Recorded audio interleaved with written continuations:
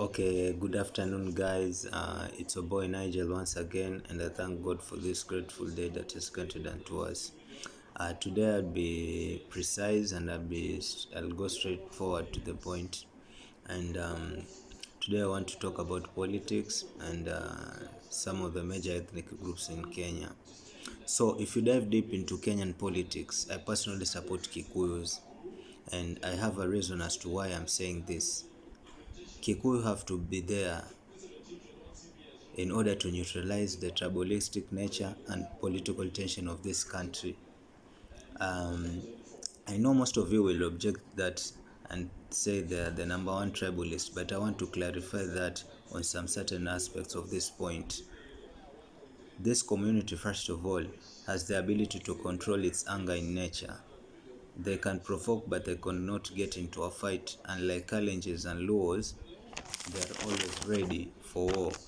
I'll give you reference of 2007 post-election violence. Kikuyus had to retaliate after being pushed far to the wall, and their vengeance was with fewer cases, as they firmly believe in diplomacy through dialogue compared to our brothers the Luos and Kalenjins. Further, you can complain about Kibaki stealing votes to sit for the final term or tenure in office, while Moi Akalenjin stayed for over 24 years in power without any disruption until his free will consented him. You can see that. Lastly, the 1982 coup, when Raila attempted to overthrow the government and throw this country into war and shambles. The system proxies, not the heads. Do not forget, history will remain forever. Secondly, let's take a look at Somalis. If we were not kind-hearted and taken that mandate to enlighten our brothers and sisters from the northeastern, from being uncivilized to being civilized, they will still be practicing extremism to the end, since they didn't bring any massive contribution to this country's GDPs. Most of them are pastoralists, and pastoralists are termed as seasoned businessmen. Those are not serious businessmen. They are seasoned businessmen. I'm talking about the history of this country, not what currently we are facing. I know currently they are practicing, um, uh, they are the biggest SMEs, and they're aggressive with selling, but everybody can buy and sell. Even other tribes can buy and sell. So what should I say? It's like we are trying to welcome them to and get used to our markets, or what should I give a good word to that? Because I don't see any difference with another tribe selling merchandise. Okay, compared to Kikuyus who were and still huge investors in terms of agriculture and corporate businesses in this country. Before even Somalis were known, other communities were already exporting cash crops like tea, coffee, pyrethrum, and other products to foreign countries, therefore impacting the economic prosperity of this country. So, uh, their achievements in the society is not something to cause alarm for, since an average Kenyan is fully exposed in terms of intelligence and exposure. Like for instance, recently, a week ago, it's my first time seeing Somalis going for team building and road trips to Lake Naivasha. I came across this content in TikTok. Uh, Something that ordinary Kenyans have been practicing for the last 2 decades, like people going for music concerts, corporate benchmarkings, and other outdoors activities like hiking, ziplining, and nature walks,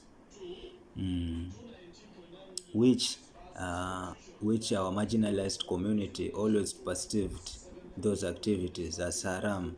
Only sinners attended those events. Little did they know that citizens of Kenyans were creating jobs for themselves and prosperity of this country. and making this country a wonderful place to live in. Okay. So this group, this community, uh, are covered in inferiority complex. It's like they're afraid of losing, forgetting that business is an open heart for everybody. Everybody has the chance to build and make good of him or herself, and all the thing go on, and all the good things that come with life. So they use religion as a way of discriminating us, the entire communities. You see, then and thirdly, I will have to talk about the lawyers. Lawyers have the numbers but are still trying to reorganize their communities through various jurisdiction of their sub-clans, uh, because there is, as far as I'm concerned, there's a probability that they know what they want, uh, and we saw some of their leaders, like Speaker Kenneth Marenda of the National Assembly, Governor Wycliffe Oparanya, former Speaker of the Senate, Lusaka, currently Speaker of the National Assembly, Moses Wetangula, Tim Wanyonyi, Governor to be in Nairobi County 2027, and the late former Vice President Kijana Wamalwa, and lastly former Devolution CS Eugene Wamalwa. These public figures have made huge impact to the Luhya community, considering infrastructural development in Kakamega County and formulation of policies of the Luhya community, which is normally done in Bungoma County. That is the land of Bukusu, because they have the say in the Luhya government, as we can all see in this current government. Fourthly, they have the third supreme seat in this country. That is the Speaker of the National Assembly and the Speaker of the National Assembly. Okay. Fourthly, Kambas are sinisters. They want to be heard, but they are afraid of taking risks to clinch leadership. They are good in bipartisan roles.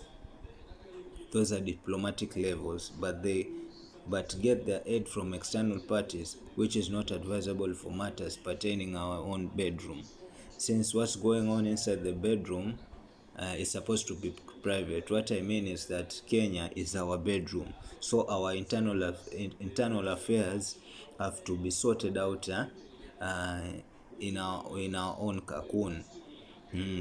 In our own way of solving matters, in our own diplomatic way of solving matters.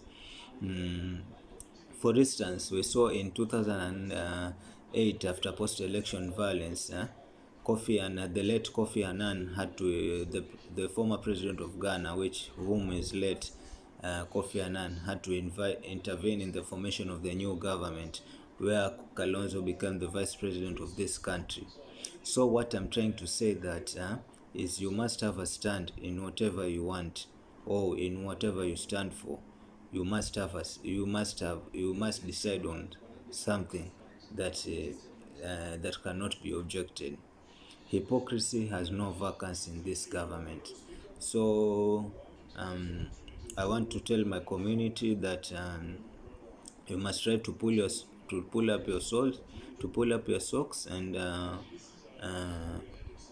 you and get to know what you want in this government, because you have all the numbers.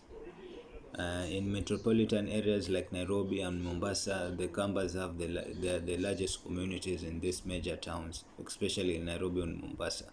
Currently, we have over 100,000 Kambas in Mombasa, from the 1.4 million population.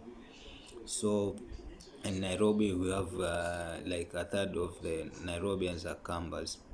So compared to other satellite towns in Kenya. And fifth, last but not least, coastal people, that is the Midikenda, Taitas and Swahilis, cannot resolve their own issues. It is a ground of divisive politics. Even they fail to elect their own and vote for someone of not their descent. For instance, an Arab who over in time do not highlight their plights, leading to discrimination in resources and power. As religion is used as a scapegoat to outdo the local communities. I want to tell the people, of course, that do not be enticed by small things, just such as small incentives, such as food supplies and just small favors. You know, there's life after food, there's life after eating. So I think you should dwell more on important aspects of life and the vital issues and the vital grievances that are facing your communities. I think civic education must be implemented in the whole of coast regions because the levels of illiteracy is much way higher because we have seen like early teenage pregnancies, early marriage, and what have you. So and FGM is still going on over the Borana community in Witu and some other parts of Pokomo. So I would like to discourage that, and people civic education should be embraced in the course. We have social halls, we have grounds, community grounds where we can gather and facilitate these issues, facilitate these remedies through our leaders such as MCA, women reps, and other stakeholders and other private investors in the region. So because you do business with the small people, so you have to empower them through civilization and civic education. That is the much you can do. So the coast region still has a long way to go. So on that, I think we are done with the end of the topic. Okay, so if you, I want to say thank you, and if you have any query, you can drop down in the comment section and tell me what you prefer, or what would you want me to talk about. Uh, would you want me to talk about? The topic that you want me to highlight that is facing our society. Thank you and God bless you. Mwah.